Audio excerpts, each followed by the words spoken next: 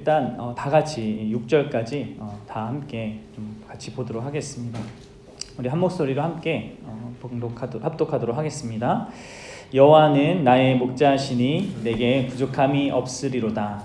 그가 나를 푸른 풀밭에 누이시며 쉴 만한 물가로 인도하시는도다. 내 영혼을 소생시키시고 자기 이름을 위하여 의의 길로 인도하시는도다.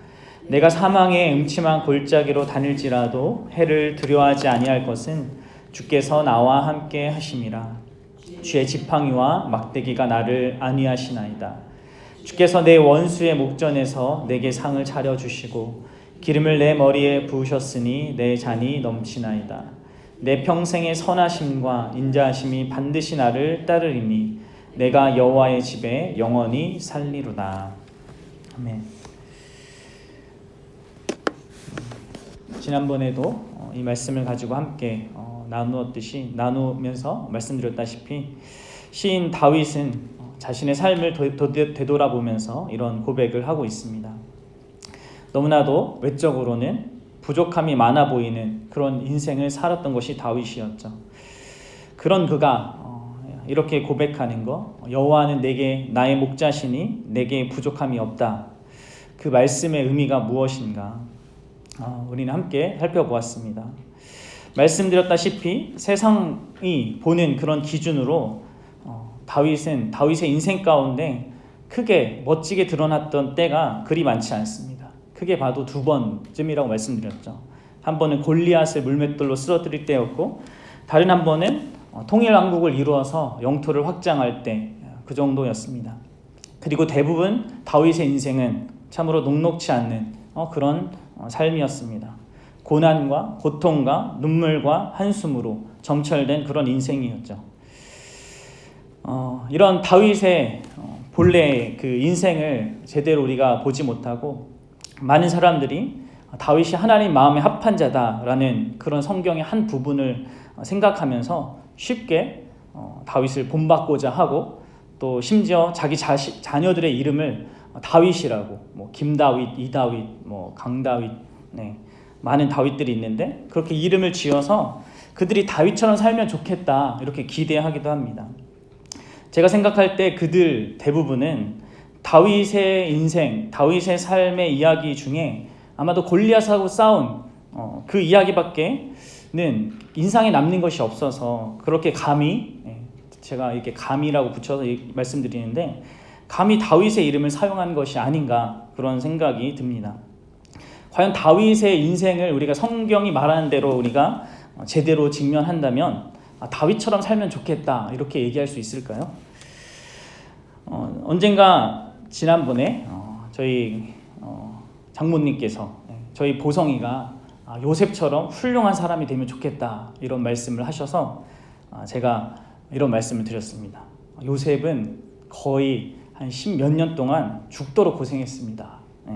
그리고 그 이후의 삶도 그게 그런 타국에서 이스라엘 백성을 사는 것이 쉽지 않았을 것입니다. 이렇게 말씀드렸더니 아이고 그러면 요셉 말고 다른 사람 찾아야겠다고 그렇게 말씀하셨습니다. 우리는 너무나 쉽게 하나님을 알고 또 하나님을 믿는다는 것을 어떤 자신의 인생의 피로를 채움받고 또 닥치는 모든 어려움을 다 피해가고 또 초월적인 능력으로 모든 문제를 해결하는 것으로 생각합니다. 그러나 그것은 참으로 어린아이 수준에서, 좀 나쁘게 말하면 유치한 수준에서 하나님을 이해하고 믿는 것이죠.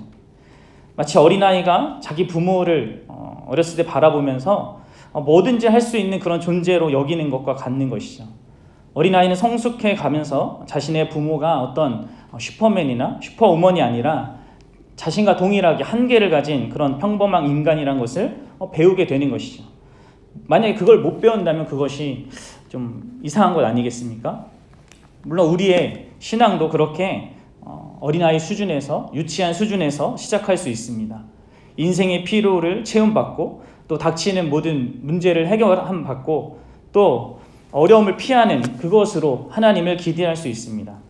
그러나 계속 그런 식으로만 하나님을 이해한다면 그건 문제가 아닐 수 없는 것이죠. 또 그런 유치한 태도 중에 하나도 이런 것이죠. 하나님은 어떤 신비한 능력을 신비한 일을 행하시고 또 어떤 신비한 경험을 주는 그런 분 정도로 이해하는 것입니다. 하나님, 우리가 믿는 하나님, 또 성경이 말하는 하나님은 그런 하나님이 아닌 것이죠.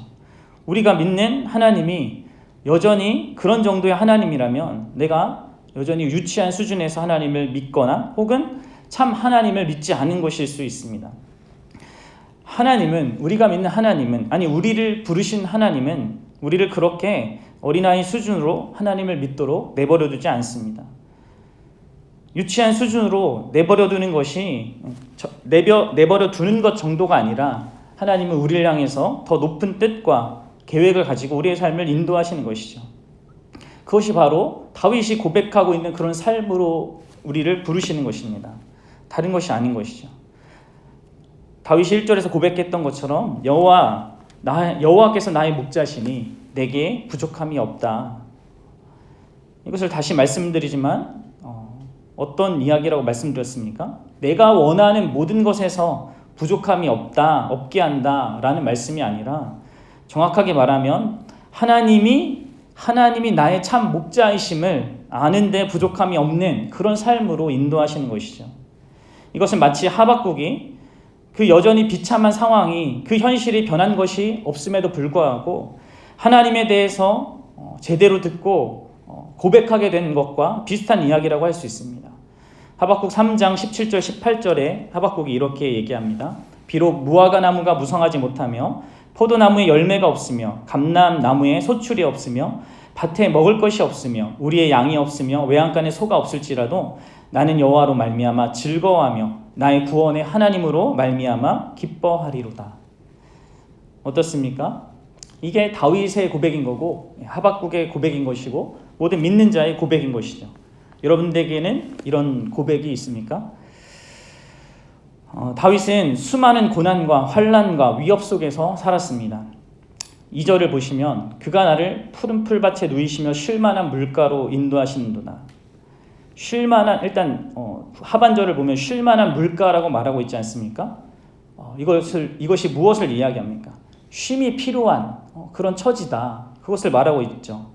푸른 풀밭에 또한 상반절에 보면 푸른 풀밭에 누이셨다. 자기가 스스로 누인 것이 아니라 목자에 의해서 누임 받아야 되는 그런 처지. 이것은 단순히 되게 이렇게 목가적인 그런 되게 좋은 어떠한 모습을 보여준다기보다는 지쳐있고 쉼이 필요하고 그런 어려운 형편을 전제하고 있음을 우리에게 말해주는 것입니다.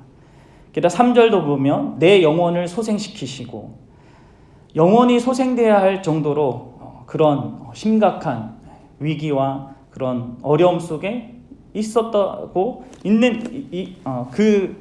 그것이 있었다는 것을 말해주고 있는 것이죠. 또 4절을 보시면 사망의 음침한 골짜기라고 말하고 있습니다. 그런 험난한 그 길을 걷기도 한 것입니다. 5절에는 원수도 나오죠. 이것이 바로 하나님을 목자로 삼은 자의 삶의 현실이었습니다.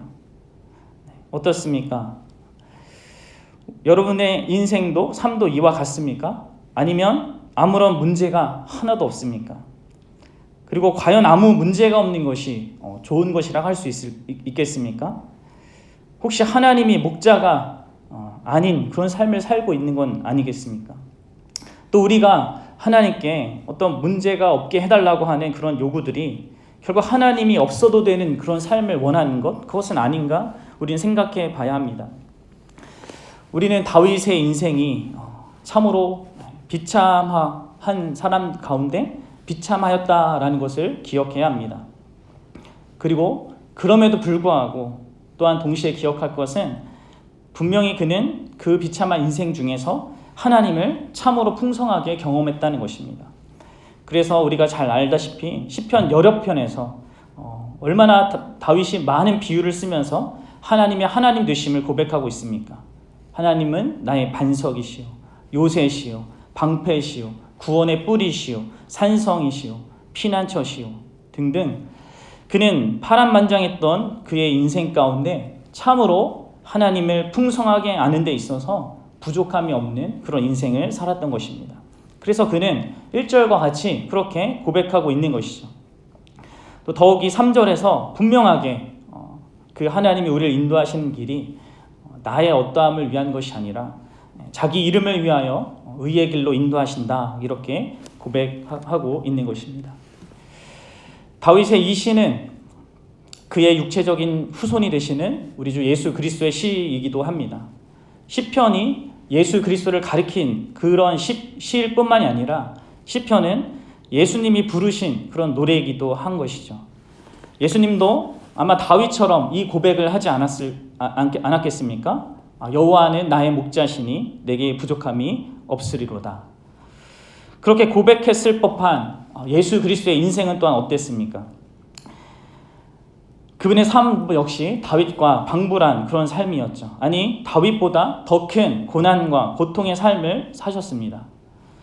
물론 기적을 베풀고 또 훌륭한 가르침을 베푸시는 동안에 참으로 세상 사람들로부터 인기도 받으시고 높임도 받으시면서 그렇게 주목받을 때가 있긴 하였지만 그분의 모든 삶의 대부분은 오해와 핍박과 외면과 배반과 그리고 고통으로 점철된 그런 인생이었죠. 그럼에도 불구하고 그분 또한 누구보다도 하나님을 더 가까이 누리며 사셨던 것이었습니다. 바로 우리 주 예수 그리스도께서는 우리를 그런 삶으로 이끄시는 것이죠. 그분이 언젠가 제자들에게 누구든지 나를 따라오려거든 자기를 부인하고 자기 십자가를 지고 나를 따르라, 그렇게 말씀하셨습니다. 자기를 부인한다는 것이 그 의미하는 바가 또 더 풍성한 어떤 맥락이 있긴 하겠지만 그 한 부분에서 어떤 부족함이라는 그런 바에 그 부족함이라는 것에 대한 나의 생각을 부인하는 것도 포함할 것입니다. 어떤 외적인 부족함이 없는 인생이 우리 신자의 인생이 아니라 오히려 예수님의 뒤를 따르는 그 자들로서 어떠한 삶 속에서도 하나님으로 인하여서 예수 그리스도로 인하여서 부족함이 없는 그런 인생들로 우리가 부름받고 있고 그 길을 걸어가야 하는 자들로 우리는 우리의 인생을 살고 있음을 기억해야 하는 것입니다. 그러는 가운데서 우리가 또 한 가지 유념하여 마음에 새겨야 할 사실을 우리 오늘 본문의 한 가지 간접적으로 우리에게 말합니다. 그것은 바로 우리 자신에 대한 것입니다. 다윗이 하나님의 하나님 되심을 아는 것에 있어서 또 그분을 경험한 것에 있어서 부족함이 결코 없는 인생을 살았다는 것은 우리가 분명히 확인하게 됩니다. 그러나 다윗의 환경뿐만이 아니라 심지어 다윗 자체도 참으로 여전히 부족함이 많았다는 것이죠. 다윗은 그 성격과 성품과 사람됨에 있어서 완전하지 못했습니다. 부족함 투성이었죠. 다시 말해 그도 우리와 동일한 성정을 가진 그런 사람이었다는 사실입니다. 물론 다윗의 삶은 분명 그 당시 그 세상을 사는 자들과 현저히 달랐습니다. 다윗이 살았던 그 시대의 문화적 여건은 대부분 이제 블레셋 문화나 가나안 문화의 영향력에 강력하게 지배를 받았습니다. 다시 말해서 폭력과 난잡한 성문화가 지배적이었던 그 삶을 살았던 것이죠. 어쩌면 하나님의 사람으로 사는 데 있어서 그처럼 부적절하고 열악한 여건은 없었을 것입니다. 그러나 다윗은 그 시대의 폭력과 그 난잡한 문화 속에서 비록 그 영향에서 완전히 자유로울 수는 없었지만 거기에 갇히거나 묻혀 살지 않았습니다. 놀랄 만큼 당대의 문화를 초월한 그런 모습을 보였던 것이죠. 그것은 바로 하나님께서 그와 함께 하셨기 때문이고 또 그가 그런 하나님의 함께 하심에 적극적으로 반응했기 때문입니다. 우리도 또한 분명히 그래야 하죠. 세상과 다른 삶을 살아야 하는 것이죠. 그것이 마땅하고 그 일에 힘을 쏟아야 합니다. 바울이 로마서 12장에서 말한 대로 이 세대를 본받지 말고 오직 마음을 새롭게 함으로 변화를 받아 하나님의 선하시고 기뻐하시고 온전한 뜻이 무엇인지를 분별해야 하는 것이죠. 또 우리는 그렇게 살아야 살 수 있는 그 근거가 로마서 바울이 1장부터 11장까지 말하는 그런 근거가 우리에게 있기에 또 그렇게 살아야 합니다. 그러나 이 바울의 명령이 또 오늘 이제 시편이 우리에게 간접적으로 말하는 바가 우리에게 완벽함을 요구하는 것이 아니라는 사실을 또한 기억해야 하는 것입니다. 오늘 다시 시편으로 돌아오자면 시편의 저자인 다윗에게는 여전히 더 다듬어져야 할 그런 부분이 참 많았습니다. 그는 결코 그의 자손인 예수 그리스도처럼 원수를 사랑하는 그런 수준에 미치지는 못했습니다. 그의 도덕성과 삶의 모습에는 미진한 부분이 참 많았죠. 하지만 성경은 그것을 오점이다 그렇게 부르기보다는 우리 모두가 처해 있는 우리의 현실로 말하고 있는 것입니다. 우리의 모습이 죄를 가진 인간의 한계가 그런 것이죠. 이렇게 말씀드리는 것은 우리의 옳지 못한 행실을 정당화하라라는 것이 아닙니다. 그것보다는 우리가 먼저 선해져야, 먼저 우리가 더 나아져야 그 보상으로 하나님을 얻거나 하나님의 복을 얻는다는 그 잘못된 생각을 주의하라는 것입니다. 우리가 좀 더 이전보다 더 성숙해지고 더 완벽해져야 하나님과 가까이 할 수 있고 하나님이 우리를 돕는다는 그런 생각은 왠지 고급해 보이지만 성경이 말하는 바가 아닌 것이죠. 우리는 오직 은혜로 하나님에게 발견한 바 되고 또 하나님이 목자가 되어주시는 그 은혜에 들어가게 되는 것입니다. 그리고 각자 하나님의 방식대로 훈련을 받게 되며 인생을 걸어가는 것이죠. 우리가 이것을 이해하지 못하면 자기 자신에게나 또 타인에게 너무 엄격한 사람이 되거나 쉽게 낭망하고 또 쉽게 비난하는, 다른 사람을 비난하는 그런 사람이 될 것입니다. 우리가 하나님이 목자가 되셔서 인도함을 받는 그 인생을 걸어가는 동안에 이것을 잊지 말아야 하는 것이죠. 그 길은 나의 어떠함을 따라서 하나님의 은혜의 경중이 달라지는 그런 인생의 길이 아닙니다. 하나님은 아들이시자 우리의 참 목자로 오신 그 예수 그리스도 안에서 우리를 받아주십니다. 하나님은 예수 그리스도 안에서 우리를 선택하시고 부르시고 자기와 연합시키셨습니다. 또 우리를 의롭다 하시고 자녀 삼으셨을 뿐만 아니라 최종적인 구원에 대한 보증으로 성령을 주셨습니다. 우리는 이미 예수님과 함께 하나님의 기업을 물려받을 그런 상속자로 예정되어 있는 것이죠. 그리하여 분명히 그의 이름을 위하여 의의 길로 인도함을 받는 길을 가게 되는 것입니다. 참으로 이 사실을 아는 자로, 믿는 자로, 신뢰하는 자로 살아갈 수 있는 저와 여러분들 되시기를 바랍니다. 분명 신자는 그리스도께서 그런 죄의 권세를 깨뜨리신 것과 또 우리 삶에서 어떤 성령의 열매가 나타나는 것으로 인하여서 기뻐할 때도 있습니다. 그러나 또한 우리 육신의 열매가, 우리 죄의 열매가 끊임없이 우리를 괴롭히는 까닭에 때로는 스스로 내가 참된 신자인가 그것을 의심하는 그런 때도 있는 것이죠. 하나의 싸움에서 승리할 때도 있지만 또 다른 싸움에서 지기도 하고 우리의 그 성화가 도대체 얼마만큼 되었는지 측정하기 어려울 때가 참 많은 것이 바로 우리들인 것입니다. 그러기에 우리는 복음을 기억해야 합니다. 복음은 하나님이 우리의 목자가 되신다는 것입니다. 그분이 부족함이 없게 하시고 그분이 우리를 누이시며 그분이 쉴만한 물가로 인도하시고 그분이 우리를 소생시키십니다.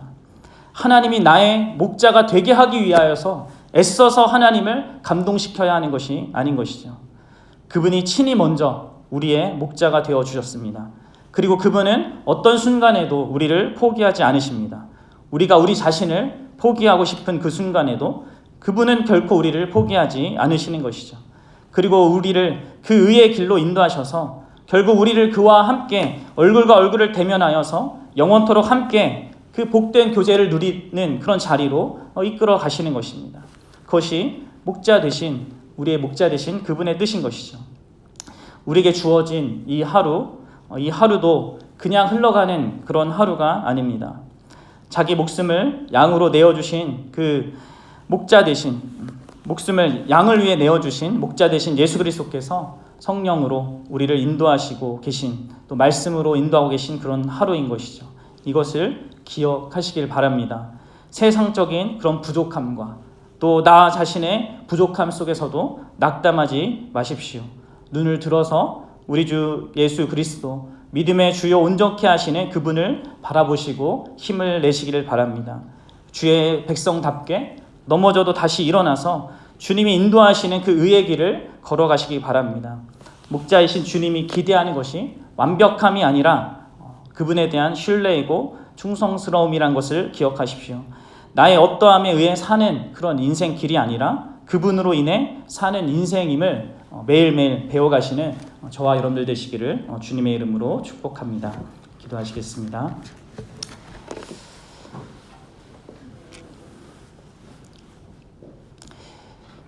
사랑과 은혜가 풍성하신 하나님 아버지 참 감사합니다. 이 아침에도 우리를 불러주시고 우리의 목자가 되신 하나님이 얼마나 부유한 분이신지 다시금 바라보게 하시니 참으로 감사합니다. 우리에게는 외적으로 참으로 부족한 것들이 많고 또 우리 스스로도 참으로 부족한 것이 많은 자들로서 정말 하루하루를 살아가고 있습니다. 하나님, 우리의 시선과 우리의 기대를 또 신뢰를 우리의 환경이나 나 자신에 두지 않게 하여 주시고 우리에게 친히 목자가 되어 주시고 그 목자 되심을 끝까지 정말 신실하게 감당하시는 하나님께 우리의 소망을 두면서 우리에게 주어진 하루를 살아갈 수 있게 도와주옵소서. 그렇게 주님을 더 풍성하게 누려가는 우리의 인생이 되게 하셔서 정말 다윗과 같이 이러한 고백을 또한 우리가 할 수 있도록 우리에게 은혜를 더하여 주옵소서. 하나님의 은혜를 구하옵고 귀하신 우리 주 예수 그리스도의 이름으로 기도드립니다. 아멘. 하늘에 계신 우리 아버지여, 이름이 거룩히 여김을 받으시오며 나라가 임하옵시며 뜻이 하늘에서 이루어진 것 같이 땅에서도 이루어지리이다. 오늘날 우리에게 일용할 양식을 주옵시고 우리가 우리에게 죄 지은 자를 사하여 준 것 같이 우리 죄를 사하여 주옵시고 우리를 시험에 들게 하지 마옵시고 다만 악에서 구하옵소서. 나라와 권세와 영광이 아버지께 영원히 있사옵나이다. 아멘.